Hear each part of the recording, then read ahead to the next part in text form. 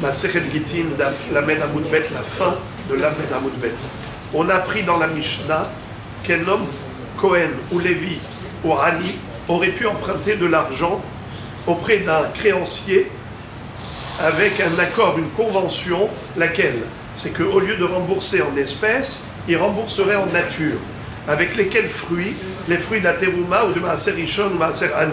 Dans le sens où le propriétaire des fruits, le Israël créancier, doit prélever la terouma de ses fruits, le Maaser, mais ensuite, au lieu de donner à qui de droit, à savoir aux Kohanim, aux Léviim, aux Anim, eh bien, il se le réserve, il le garde pour lui, pour le commercialiser, afin de se faire rembourser.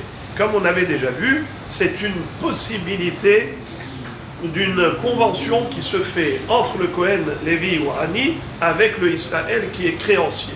On a vu que ça marchait. Mais la Mishnah nous a dit également que si jamais l'emprunteur Kohen ou l'emprunteur Lévi ou Ani sont morts, alors dans ce cas-là, il faudra l'accord des héritiers. Si les héritiers sont d'accord, on pourra en effet, c'est-à-dire le Israël pourra en effet garder chez lui la terouma, le maaser, en tant que remboursement. Mais s'ils ne sont pas d'accord, alors dans ce cas-là, il ne pourra pas se faire rembourser avec la terouma et le maaser. Sauf si le prêt avait eu lieu au sein d'un tribunal, d'un beddin.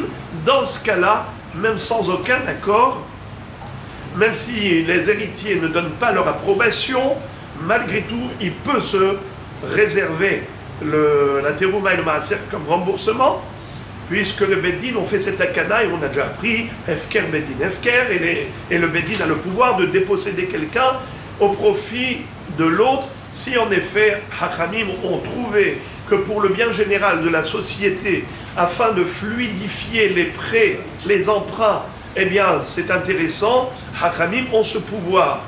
Donc même dans ce cas-là, même si les héritiers ne donnent pas leur accord, il y a une baraïta qui est citée par la Gemara qui est super choquante. Tanya, Rabbi Omer Yorshin Sheyarshu. Rabbi nous dit, de quel héritier parle-t-on? Que des héritiers qui ont hérité. Et la Gemara s'interroge avec ironie. Mais qu'est-ce que c'est que ce pléonasme? Évidemment que tout héritier, il a hérité, parce que s'il n'a pas hérité, il n'est pas héritier. C'est quoi cette blague? Qu'est-ce que ça veut dire ça? Yorshim chez Yarshu. Mais s'ils n'ont pas hérité, donc ce ne sont pas des héritiers. Quel est l'intérêt de préciser une chose pareille? C'est Rabbeinu Akadosh qui l'a dit. Eh bien, Rabbi Yochanan donne une explication sublime. Il dit on parle uniquement d'un héritage d'immobilier et pas mobilier. Quand la Mishnah a dit que si les héritiers donnent leur accord aux créanciers afin que, au lieu de leur donner la terouma, au lieu de leur donner le maaser rishon, qu'ils se le réservent, qu'ils se le gardent en tant que remboursement, ça peut marcher, ça peut fonctionner uniquement dans la mesure où ils ont hérité de leur père un patrimoine immobilier. Pourquoi dans ce cas-là ça marche? Car la dette du père, elle reposait sur le bien immobilier, car on le sait, c'est une règle générale, que tout prêt, tout emprunt entraîne une hypothèque tacite. C'est-à-dire que tous les biens immobiliers sont assujettis au remboursement, qu'on le veuille ou pas.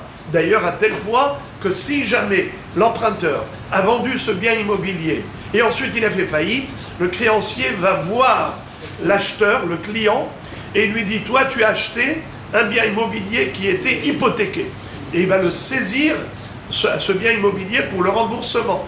Eh bien, en effet, c'est uniquement dans ce cas, nous dit Rabbeinu Akadosh, que les héritiers sont habilités à donner leur accord pour que la terouma ou le maaser servent de remboursement pour le prêt. Car le père avait emprunté avec une convention, comme on a déjà vu, l'accord qu'il avait eu avec le créancier en lui disant « Au lieu de me donner la terouma, au lieu de me donner le maaser, tu te réserves cette terouma et ce maaser que tu as prélevé, tu le gardes, tu le commercialises, et c'est cet argent qui va servir de remboursement. » Mais maintenant qu'il est mort, alors à l'instant T, au moment du prélèvement de la terouma, il n'est plus de ce monde, à qui il doit donner la terouma? À qui? À un mort? Évidemment que non. Donc il faut donner à n'importe quel Kohen du monde, à n'importe quel Lévi du monde, ou à n'importe quel Ani du monde. Alors de ce fait, comment les héritiers peuvent se permettre de lui donner leur accord en disant c'est bon, garde-le pour toi. Mais lui, c'est à Israël. Lui, il n'est pas Cohen.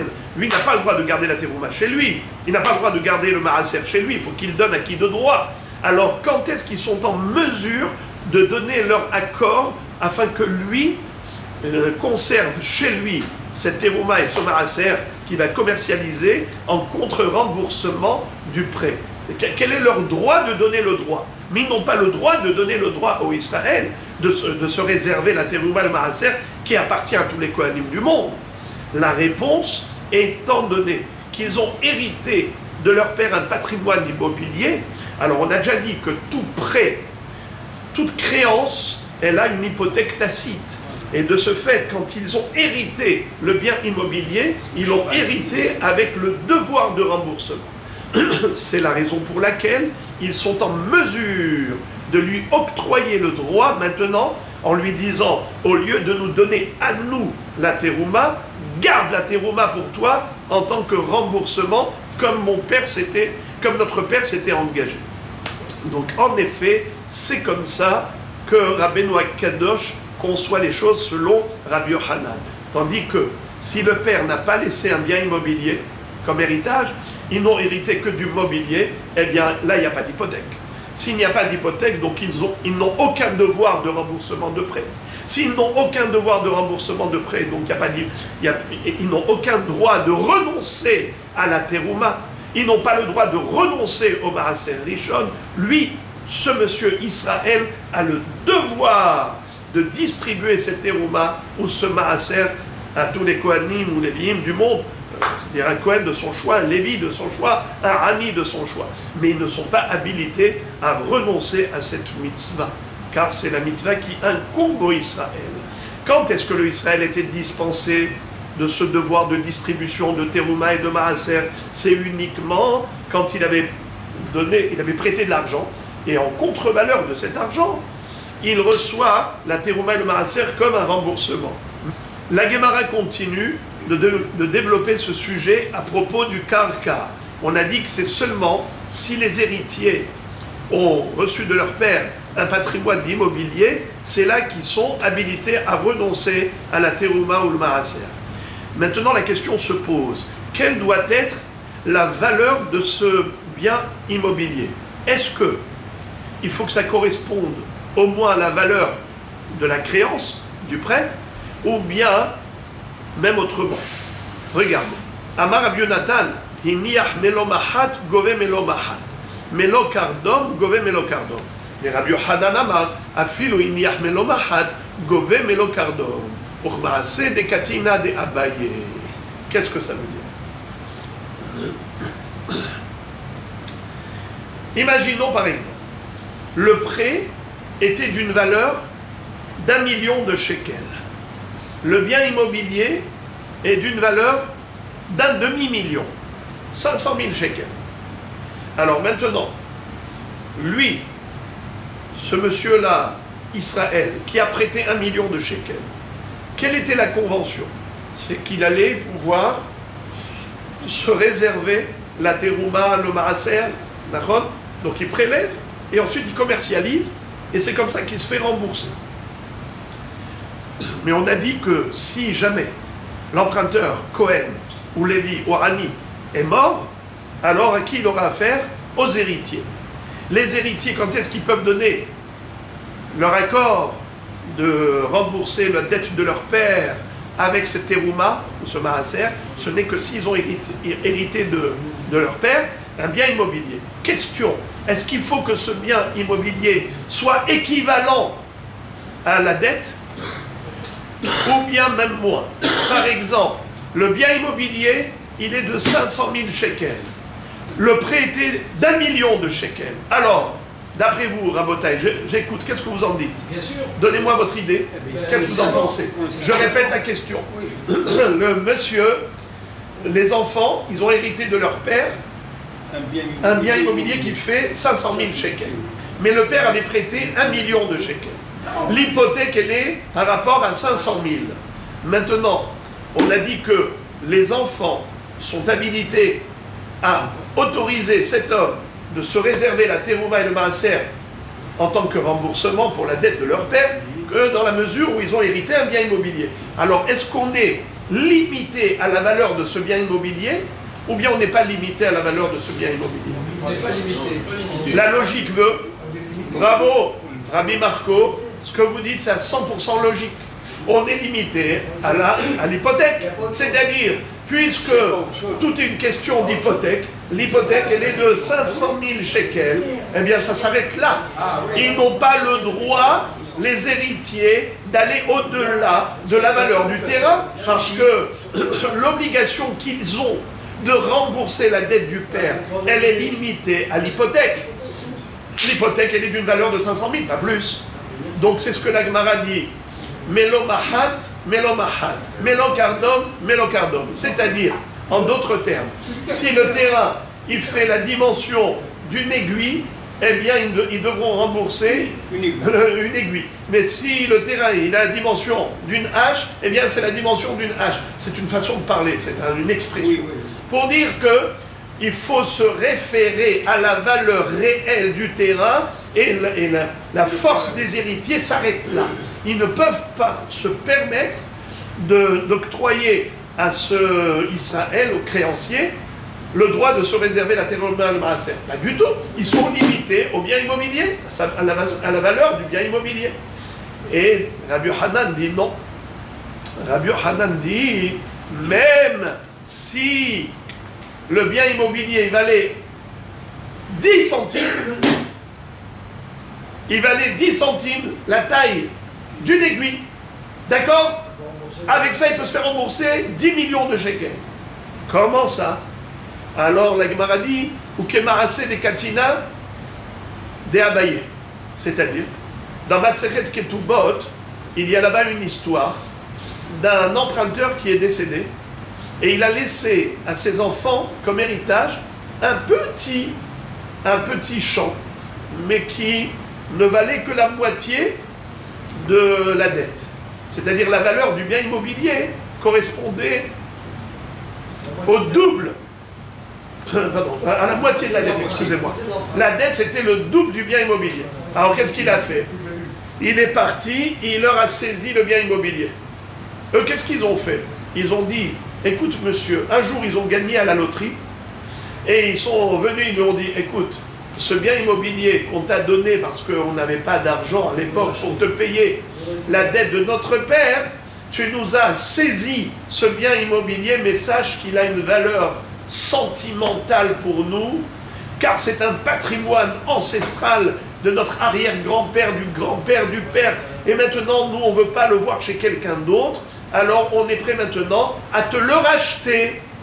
Alors, combien il devait, par exemple, 100 000 shekels, voilà, tiens, les 100 000 shekels, rends-nous le bien.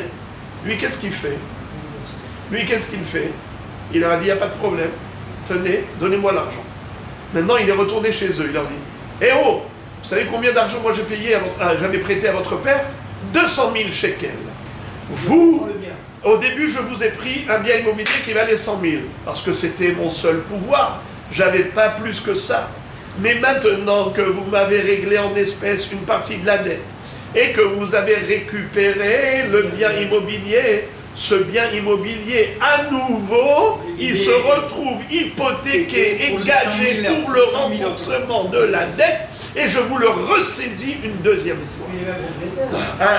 Et donc il a le droit de ressaisir une deuxième fois. Alors ils lui ont dit non, tiens, laisse-le nous, on te paye. Et en effet, il a utilisé un bien immobilier qui n'avait que la moitié de la valeur de la dette pour avoir une hypothèque qui s'étend sur toute la dette. Vous imaginez? Ça veut dire que le bien immobilier a une valeur inférieure au montant de la dette et pourtant il peut garantir un remboursement qui correspond à la valeur réelle de la dette. De quelle manière? Eh bien, s'il fait l'accordéon, ils ont remboursé avec. Et après, au début, il a saisi cela. et après ils l'ont racheté, alors il peut se retourner contre eux une deuxième fois pour compléter le remboursement de la dette. Eh bien la même chose, nous dit Rabbi Yochanan, c'est pareil chez nous. Si par exemple le Kohen ou Lévi ou Ani qui avait emprunté de l'argent, il avait une convention, un arrangement avec le créancier en disant, au lieu de te rembourser en espèces, on te rembourse en nature. Comment en nature?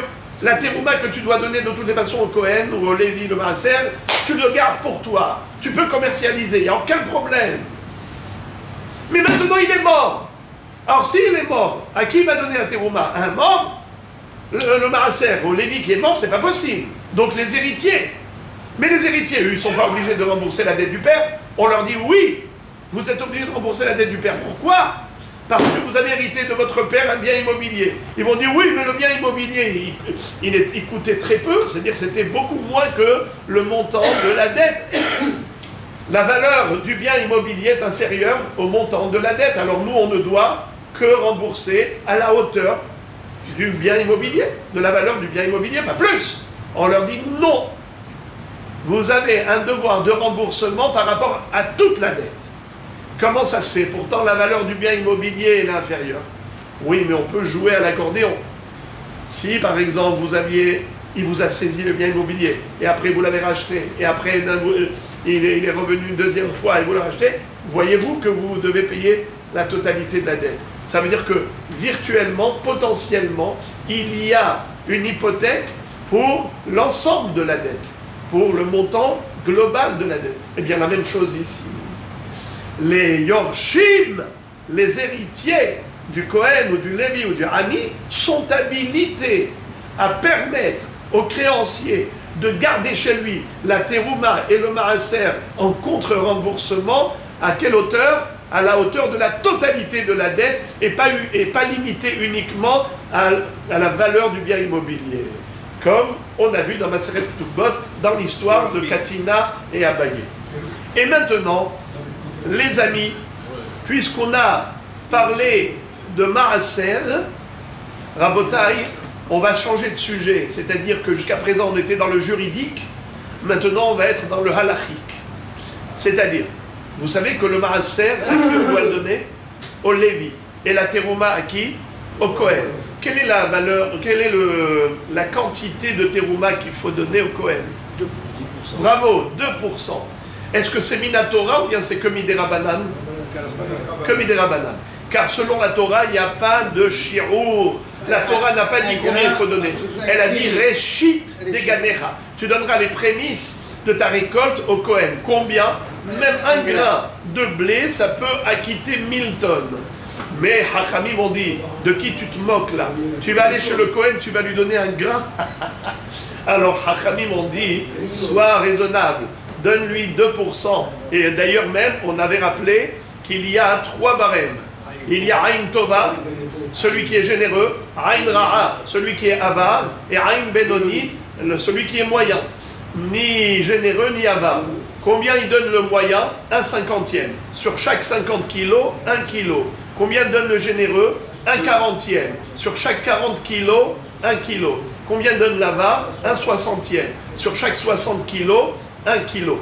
Donc, quand on parle en général de terouma, alors on prend la moyenne, c'est-à-dire Ehad Mehamishim, 1/50, ce qu'on appelle 2%, qui d'ailleurs, la terouma, c'est la contraction de 2 mots.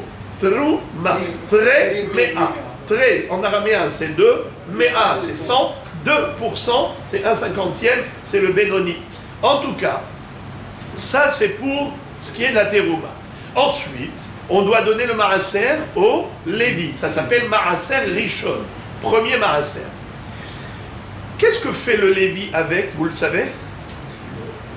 Alors je vous écoute. Il faut le manger, il faut le vendre. Comme ça il peut manger? Il faut qu'il donne. Bravo! Il doit d'abord lui-même prélever le 10e du 10e qu'on lui a donné au Kohen. C'est-à-dire qu'il doit prélever de ce qu'on lui a donné le maaser. Ça s'appelle en hébreu maaser mina maaser. Le Israël donne au Lévi maaser Le Lévi donne au Kohen Maaser mina Maaser. Ça fait 1/100 en fait de la récolte. Donc, maintenant, ça porte deux noms. Il y a deux noms. Ou soit, on vient de dire Maaser mina Maaser. Pour le Lévi, il y a une quantité aussi. Bien oui. Tu dois donner plus que... On vient de dire Maaser mina Maaser. Pourquoi? Parce que c'est la Torah qui le dit. Oui, c'est bien. Alors maintenant, comment ça s'appelle aussi? Il y a deux façons de parler. Soit on dit Maaser mina Maaser, le Lévi donne au Kohen 1/10 du 10e qu'on lui a donné, soit on l'appelle Terumat Maaser. La Terumat Maaser, ça veut dire quoi? La Teruma que prélève le Lévi du Maaser qu'on lui a donné pour donner au Kohen. Donc le Kohen, il reçoit de deux personnes. Il reçoit du Israël 2% de toute la récolte, ça s'appelle Teruma Gedola, la grande Teruma. Et ensuite, il reçoit Terumat Maaser de la part du Lévi, 1/10 du 10e qu'on appelle Terumat Maaser. Très bien. Alors maintenant, regardez ce que la Baraïta nous enseigne, qu'est-ce qui va nous choquer et quelle est l'explication qu'on va donner. Tanou Rabanan, nos maîtres nous ont enseigné dans la Baraïta. Israël chez Amar la Lévi.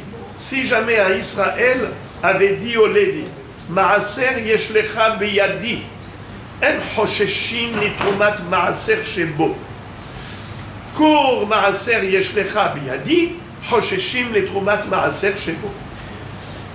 La Gemara cite une baraïta qui est opaque. On ne comprend pas ce qu'elle veut dire, et tout de suite après, elle nous donne l'interprétation première qu'elle va réfuter, et ensuite une deuxième interprétation qui tient la route. Imagine un Israël qui s'adresse à un Lévi, et il lui dit, sache que il y a un maaser pour toi chez moi, c'est-à-dire chez moi à la maison, j'ai prélevé la dîme de ma récolte à ton intention, dans le but de te remettre. Donc tu peux venir un jour, tu frappes à ma porte, je te donne tout. En hosheshin netrumat maaser shebo. On ne craint pas, on ne tient pas compte de la terumat maaser qu'il y a dedans. C'est-à-dire le fameux maaser mina maaser que le Lévi doit donner au Kohen. Kor maaser yesh lecha biyadi, mais s'il lui a donné une quantité précise, il lui a pas dit juste il y a un maaser chez moi, il lui a dit exactement combien. Il lui a dit il y a un corps. Vous savez combien c'est un corps? Kaf vavresh, un corps, c'est l'équivalent de 30 CA. 30 CA. Une CA, c'est l'équivalent, si vous voulez en volume, imaginez-vous un carton d'œufs où il y a 144 œufs. 144 œufs. Ça, imaginez-vous un carton comme ça. 30 fois ce carton, c'est le volume d'un corps. Alors il lui dit, il y a chez moi 30 caisses de blé pour toi. D'accord? Tu viendras, tu les prendras. Donc il lui a donné une mesure précise, un corps. Dans ce cas-là, il faut craindre le risque de Troumat Maaser. Hosheshin, les Troumat Maaser Shebo. La Gemara dit, Maïka Amar. Je n'ai rien compris. Ça veut dire quoi ça? S'il ne lui a pas donné de mesure, alors on ne craint pas qu'il y ait du Troumat Maaser. Mais s'il lui a donné une mesure, on craint la Troumat Maaser. Quelle crainte? Quel risque? De quoi tu parles? Ah, Amar Abaye Hachikama. Abaye nous éclaire la Baraïta. Elle devient limpide comme l'eau de roche. Lui dit, Israël, chez Amar, la Lévi, Maaser, yesh lecha beyadi, vehelach damav, en hosheshin shema asao trumat maaser al makom ahya. Il lui dit comme ça, Mister, my friend, Mr. Lévi, je voudrais te dire qu'il y a du maaser chez moi pour toi. Ce maaser qui est à ton intention, eh bien, je voudrais te l'acheter. Tiens de l'argent. Vends-le-moi, je t'en prie. Parce que j'ai le mariage de ma fille, j'ai la bar mitzvah de mon petit-fils, j'ai besoin de tout ce blé. Veux-tu me le vendre? Tiens l'argent. Et voilà que ça reste chez lui. Moraï et ce maaser-là, qu'est-ce qu'il va falloir faire? Évidemment, il va falloir juste prélever un dixième qui s'appelle Terumat Maaser et finish. Très très bien. Tout va bien dans le meilleur des mondes. Mais s'il lui avait dit Kor Maaser Yesh Lecha Biyadi Behelach Damav, s'il lui a dit il y a un corps, il y a une quantité, 30 cartons qui font 30 séim, c'est un corps chez moi, tiens l'argent, alors dans ce cas-là, on n'a pas le droit de manger ce maaser. Le Israël qui a payé pour acheter ce maaser du Lévi, il ne pourra pas en profiter. Pourquoi? Il y a un risque qui n'est pas caché. Pourquoi? Peut-être, non, même s'il a prélevé. Hosheshin chez Maasao, Terumat Maaser al Makom Acher. C'est-à-dire, peut-être que le monsieur Lévi, chez lui, il avait des tonnes de Maaser. Il a plein de Israël qui lui ont donné Maaser Rishon. Celui-là, il lui donne 50 cartons de blé. Ah! Après l'autre, il lui donne 100 cartons de blé. Et l'autre, il lui donne 40 cartons. Waouh! Il est riche. Maintenant, lui, qu'est-ce qu'il doit faire? Il doit donner, qu'est-ce qu'on a dit au Kohen? Terumat Maaser, c'est un dixième de ce dixième qu'il a reçu. Il doit donner au Kohen. Oui, Maintenant, regardez le Chacham. Lui, il s'est dit comme ça. Regardez. Ah, tout le marathon qu'il a mis dans le... Bravo. Bravo. Lui, il s'est dit, au lieu... Comme ça, il peut manger direct. Bravo. Il avait envie de jouir de tout ce qu'il avait à la maison. Il n'avait pas envie d'amener un camion pour transporter la Terumat Maaser au Kohen, le Maaser Mina Maaser, la dîme de la dîme. Il doit amener un camion pour l'amener au Kohen. Il a dit, pourquoi je vais faire ça? Non. Tout ce que j'ai ici, je vais en manger. Mais comment je fais? Pourtant, il doit prélever la dîme de la dîme. Regardez ce qu'il a dit. Monsieur Israël m'a raconté qu'il a pour moi un maaser. Donc il y a tout le maaser qui est posé chez lui là-bas. Tout ce maaser-là, je vais en faire la terumat maaser pour tout ce que j'ai ici. Ce qui est déposé chez lui, c'est cela qui sera le dixième du dixième. Exemple, chez lui ici, il a 100 tonnes. D'accord? Il a 100 tonnes chez lui. Le Israël lui a dit, il y a 10 tonnes chez moi pour toi. Vous entendez? Il lui dit, il y a 10 tonnes chez moi pour toi. Alors lui, qu'est-ce qu'il dit? Je dois donner combien au Kohen? 10 tonnes. Au lieu de les prendre d'ici, je les prendrai de là-bas. Il dit, allô, monsieur Kohen, vous savez, je vous dois 10 tonnes. Ah bon? Oui, la terumat maaser, je vous dois maaser mina maaser. Mais au lieu de venir les chercher chez moi, allez-y chez monsieur Israël, allez-y avec votre camion, vous prenez les 10 tonnes directement. Rabotai, maintenant monsieur Israël. Vous avez oublié le début de l'histoire? Qu'est-ce qu'il avait fait monsieur Israël? Il avait payé. Il a payé à monsieur Lévi. Il lui a dit, monsieur Lévi, je vous paye les 10 tonnes qu'il y a chez moi. Je vous paye. Tenez. Ça veut dire, il y a juste trop maintenant à serre. Sur les 10 tonnes, une tonne, il va donner évidemment au Kohen, il est obligé, puisque c'est la terumat maaser. Mais les 9 tonnes qui restent, qu'il voulait manger, voilà. Il les a achetées. Il a payé au Lévi la contre-valeur de ces 9 tonnes. Eh bien, Moraï Rabotai, il n'a pas le droit. Hachamim viennent lui disent, stop, halt. Il dit, bah, qu'est-ce qu'il y a? Mais j'ai payé. Ils lui disent, mais peut-être que monsieur Lévi a transformé tout ce blé qui est chez toi, il a transformé en terumat maaser pour le Kohen. Après l'avoir vendu ou avant? Après l'avoir vendu. Après l'avoir vendu? Ouais. Mais pas. Alors, vous avez entendu ce qu'il a dit, Rabbi Marco? C'est du vol. Oui. Et la Gemara dit, Atou birshirei askinan. Est-ce qu'on parle de Rechaim? On parle de voleurs ici? Quoi, on a affaire à des voleurs? C'est quoi cette histoire?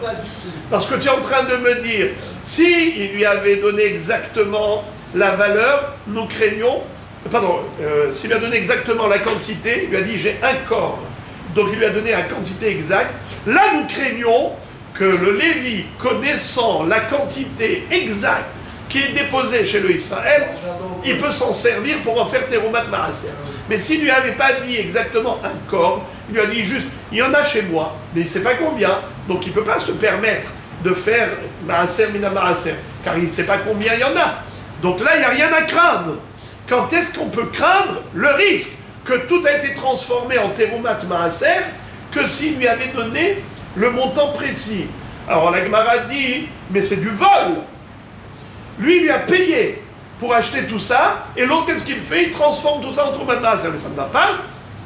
On a affaire à des Rechaim. La Gemara, elle parle de qui? De Rechaim. La Gemara répond, tu as raison, on est obligé de donner l'explication, une autre explication. Et la Rav Meshar Shia Beret de Ravidi, Rav Meshar Shia, le fils de Ravidi, va nous donner une autre explication très belle. Hachikahama, voilà ce qu'il voulait dire. Israël, chez Amar, le Ben Levi, Maaser le Avicha Beyadi, Vehelach Damar, En Hosheshim, Shema'asao Aviv Terumat Maaser, Al Makom Acher. Kol Maaser le Avicha Beyadi, Vehelach Damar, Hosheshim, Shema'asao Aviv Terumat Maaser, Al Makom Acher. Qu'est-ce que ça veut dire? Ici, on parle du cas suivant. Il y avait un père et un fils. Le père est mort. Le père, comment il s'appelait? Monsieur Lévi. Il est décédé. Son fils héritier, comment il s'appelle? Monsieur Lévi. Le Israël lui dit, cher héritier, tu sais, moi j'avais dit à ton père un jour, je lui avais dit qu'il a chez moi un Maaser Rishon, qui vienne le chercher. Mais maintenant, il n'est pas venu le chercher. Ce que je voudrais faire, c'est te le donner à toi. Tu es son fils, j'aimais bien ton père. Eh bien, par égard vis-à-vis de ton père que j'estimais beaucoup, je te donne à toi le Maaser Rishon. Mais tu sais quoi? Vends-le-moi, vends-le-moi. Tu n'auras même pas besoin de te déranger. Tiens, je te paye le prix de cela, de ce Maaser. Et laisse-le moi. Normalement, tout va bien. Mais Rabotai, écoutez bien. Quand est-ce que tout va bien? C'est seulement si il n'a pas cité la quantité, il n'a pas mentionné la quantité. Mais s'il lui a dit Kol Maaser Hayale Amicha Biyadi, ton père, je lui avais dit qu'il avait un corps chez moi, et maintenant ce corps-là, je voudrais te le donner, mais je te demande de me le vendre et tiens l'argent en contre-valeur. Là, il y a un problème. Pourquoi, Rabotai, il y a un problème? Car nous craignons que le père, à l'époque déjà, avait transformé tout ce Maaser en Terumat Maaser pour le Kohen. Et à ce moment-là, ce n'était pas un voleur. Pourquoi? Car à ce moment-là, le Israël n'avait pas payé pour acheter ce Maaser. Donc le père n'était pas un voleur. Donc il y a lieu de craindre que tout ce blé-là, maintenant, il est Terumat Maaser. Donc le Israël, même s'il paye l'argent, il n'aura pas le droit de manger tout ça, car c'est peut-être de la Terumat Maaser que le père lui-même a transformé déjà en Terumat Maaser. Donc personne ne pourra en profiter. Personne ne pourra en profiter, ni M. Israël, ni M. Lévi, car c'est peut-être de la Terumat pour le Kohen. Alors la Gemara dit, excuse me, même ça, même ce pirouche ne me convient pas. Pourquoi? Pourquoi pas?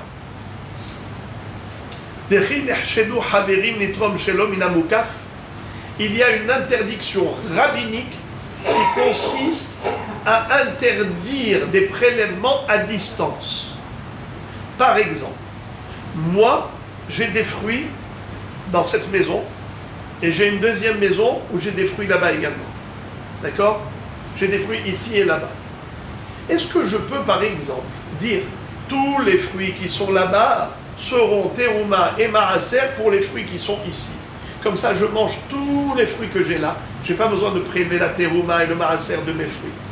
D'emblée, je consacre avec ma bouche.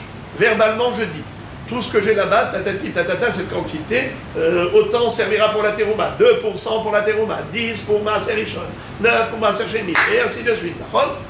Est-ce que je peux faire une chose pareille? Dans l'absolu, oui. Les Hachamim ont dit non. La Torah n'a pas interdit, mais les Hachamim ont interdit. Pourquoi? Parce qu'ils ont dit, peut-être que ce qu'il y a là-bas n'est plus là-bas. Peut-être qu'il y a eu des souris qui ont mangé ce blé. Peut-être qu'il y a eu des voleurs qui l'ont dérobé. Peut-être que ça a pourri et que ça n'existe plus. Et toi, tu comptes là-dessus et tu te dis, allez, la Teruma que je dois prélever d'ici, elle est là-bas. Le Maaser est là-bas. Mais tu n'as rien prélevé ici. pour toi, dans ta tête, tu crois que tu es quitte de tous les prélèvements. Et donc les fruits qui sont là, ils sont permis à la consommation, puisque, d'après toi, tous les prélèvements ont été effectués en bonne et due forme. Eh bien, mon cher ami, permets-moi de te décevoir, et à rien du tout. Tu as compté sur de l'air, sur du vent. Les souris se sont bien occupées de tout ce que tu avais laissé dans l'autre maison. Vous connaissez l'histoire? Quand la femme qui vient voir le rabbin dit « Rabbi, je n'arrive pas à m'en sortir avec les souris. Elles circulent de partout. » Alors il lui dit « Eh bien, mettez l'aficomane, la poudre de la matzah de l'aficomane, vous verrez. » Et c'est vrai que c'était radical. Elle vient le voir, exaltée, enthousiaste. Elle dit « Rabbi, mais comment? C'est incroyable ce miracle. Aucun rissous n'a marché. Aucune dératisation n'a fonctionné. Comment ça marche ?» Il lui a dit « C'est très simple. C'est écrit dans la Haggadah de Pessah. El maftiri nahara Pessah afikoman. Après, on a mangé l'afikoman, on n'a plus le droit de manger quoi que ce soit. Dès que les souris ont mangé la poudre de l'afikoman, elles ne pouvaient plus rien manger après. » Il lui dit « Mais Rabbi, est-ce que les souris connaissent la halakha ?» Il a dit « Mais comment ça? Elles ont mangé tout mon shulhan aruch. » Faire des choses pareilles, donc il n'y a pas de raison de craindre que peut-être que tout ce blé qu'il a chez lui, Monsieur Israël, c'est la terumat maaser. Car cela suppose que Monsieur Lévi, avant de mourir, il a fait quelque chose qu'il ne fallait pas faire. Il a fait une avera. Car les hachamim ont dit qu'a priori, il ne faut pas faire ça. Il ne faut pas faire des prélèvements à distance, de peur que le blé qui est à distance a disparu. Alors, donc, même ce pirouche ne tombe pas juste. Troisième pirouche, El Amar Abashi, voilà le dernier pirouche qui tient la route. Achika Amar, voilà ce que voulait dire la Baraïta. Ben Israël, chez Amar la Lévi, le fils d'un Israël qui est décédé, qui a dit à monsieur Lévi, Car Amar li Abba, ainsi m'a dit papa, Maaser lecha biyadi, ou Maaser leavicha biyadi. Il a dit à ce Lévi, tu sais, on a chez nous à la maison du maaser que j'ai consacré et que je voulais donner à ce monsieur Lévi. J'avais dit au père, tu sais, tu as du maaser chez moi. Ou bien, carrément à son fils. Alors voilà, je suis venu pour t'informer. Dans ce cas-là, En Hosheshin et Trumat Maaser Shebo, Kevan de lo Kait, lo ava metaken le Baal Habayit.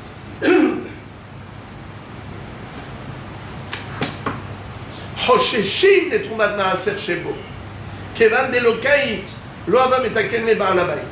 קור מעשר לרבי ידי, או קור מעשר לאביך בידי, אין חוששים לתרומת מעשר שבו, כיוון דקיץ תקונה תקנה בעל הבית. Qu'est-ce que ça veut dire? Est-ce que Monsieur Israël a prélevé la terouma ou n'a pas prélevé la terouma? Comme on a dit que M. Israël est décédé, et c'est l'héritier de M. Israël qui parle à M. Lévi ou à l'héritier de M. Lévi. Qu'est-ce qu'il lui dit? Il lui dit Maaser le'avicha biyadi, hosheshin netrumat maaser shebo. Nous craignons qu'il y ait encore dedans la terouma. Et donc il faut prélever la teroumat maaser. Quand M. Lévi va recevoir le maaser, il faut qu'il prélève la terouma. Mais s'il lui dit Kor maaser le'avicha biyadi, il lui a donné la quantité exacte, il lui a mentionné un corps, c'est comme on a dit 30 cartons, 36 in de blé. Dans ce cas-là, En Hosheshin les Trumat Maaser Shebo. On n'a pas à craindre que dans ce maaser, il y ait dedans la teroumat maaser. Pourquoi?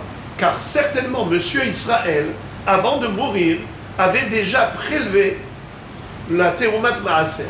Car nous avons une règle. Hazaka al-haver she'eno motzi mitachat yado davar she'eno metukan. Traduction. Un haver, c'est quoi un haver? On a déjà dit.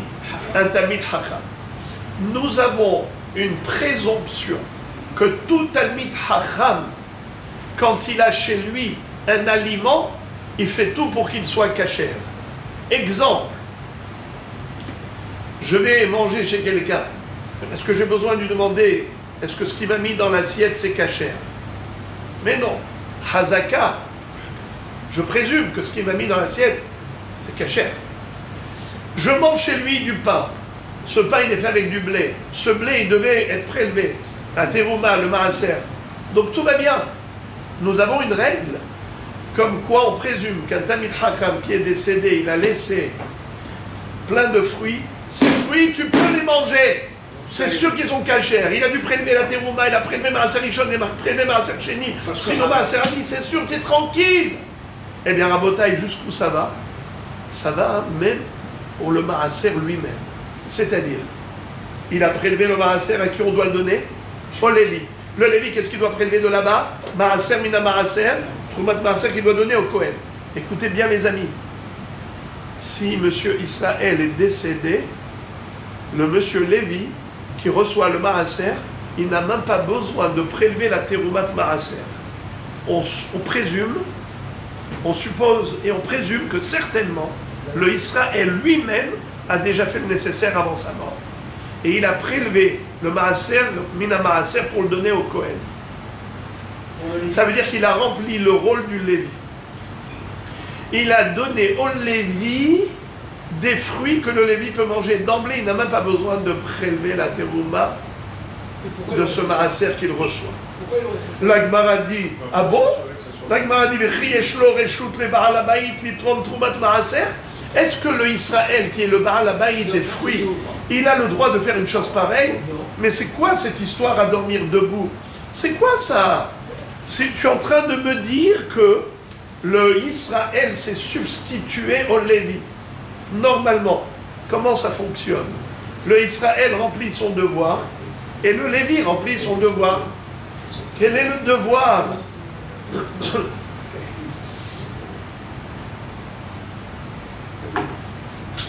Très vrai, les amis. Quel est le devoir du Israël? C'est de donner la terouma au Kohen, de donner le maaser au Lévi. Quel est le devoir du Lévi?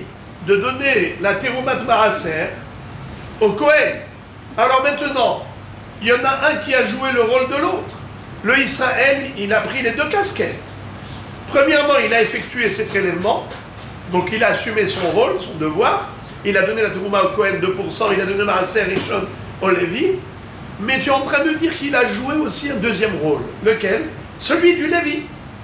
Il a certainement déjà prélevé le maaser mina maaser et il a donné au Kohen le maaser mina maaser. On joue sur la piété du Israël propriétaire des fruits. Qu'avant sa mort, il a fait tout le nécessaire. Ok. Mais maintenant, la question est de savoir, est-ce qu'il a le droit de faire ça? Est-ce que moi j'ai le droit de vous voler votre mitzvah? Mieux encore, c'est pas seulement voler leur mitzvah. Rachid dit que normalement, le prélèvement, il devrait être caduc. On a une règle. Quel est le din si moi je suis propriétaire des fruits? Il y a quelqu'un qui vient sans mon autorisation prélever la terouma, prélever le maaser. Est-ce que c'est valide? Pourquoi non? Eh bien, figurez-vous que non. Pourquoi? Ça s'appelle Torem Shelom Idaat Baal Habayit. Torem Shelom Idaat Baal Habayit. Il n'est pas habilité à effectuer des opérations qui ne lui correspondent pas. C'est comme, vous voulez un exemple? Vous voulez un exemple? Il peut être shaliach à condition qu'il ait nommé shaliach. Mais s'il n'a pas nommé shaliach, de quel droit? Je prends un exemple. Regardez. Le problème de la Shemitah, c'est pareil. Si on sait qu'on fait sur certains vendeurs qui font Shemitah, ils s'en vont. Qui vendent et que l'on les achète, c'est pareil. Non, là-bas, c'est autre chose. Là-bas, il n'y a rien à effectuer. Là-bas, il faut juste ne pas se moquer du monde. Mais on n'a pas besoin d'agir. Il n'y a pas une action à faire. Ici, il y a une action à faire. Ça s'appelle le prélèvement. L'action de prélever, c'est une action qui incombe au propriétaire des fruits. Est-ce qu'une tierce personne non concernée qui vient et qui s'immisce dans cette affaire de terouma sans aucune autorisation? Non. Elle vient, fait comme chez lui, elle prélève la terouma, elle donne au Kohen. Est-ce que ça marche? Non. C'est zéro, c'est caduc. Il est torem shelom iddaat. Kentarimu gamatem, matem, les da'at, afshkuhachem, les da'at. Celui qui fait ça sans autorisation du Baal Habayit, c'est n'importe quoi. Vous voulez un exemple? Par exemple, moi j'ai envie de consacrer au Beth Amikdash un objet. D'accord? Je prends un objet, j'ai envie de consacrer au Beth Amikdash. Je peux, oui ou non? Oui. Oui, bien sûr. Maintenant, est-ce que je peux consacrer votre objet au Beth Amikdash? Non, Non, il n'est pas à vous d'abord. non, mais c'est Non, pas la même chose. je peux pas. Alors, je répète la question d'Agmara. Regardez, l'Agmara pose la question, elle dit Vechi yesh lo reshut le Baal Habayit litrom terumat maaser.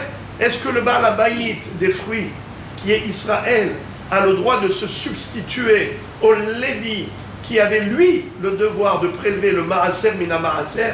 Et maintenant, qu'est-ce qui s'est passé? Le Israël n'a même pas donné le maaser au Lévi, il a juste prélevé, il n'a pas encore donné, et déjà, il prélève le maaser du maaser pour donner au Kohen. À tel point qu'on dit à M. Lévi, tu peux manger tranquillement ce maaser que le Israël t'a donné, car il a effectué le prélèvement numéro 2. Et il a donné au Kohen. Alors, Rabotai, la Gemara dit, In, Abba el-Azar ben Gamlahi, Detania, Abba el-Azar ben Gamla Omer, Venechshav lachem terumatrem. Bishte terumot hakatuv medaber. Qu'est-ce que ça veut dire? En effet, quand on nous dit Venechshav lachem trumatrem kadagan mina gorem, trumatrem,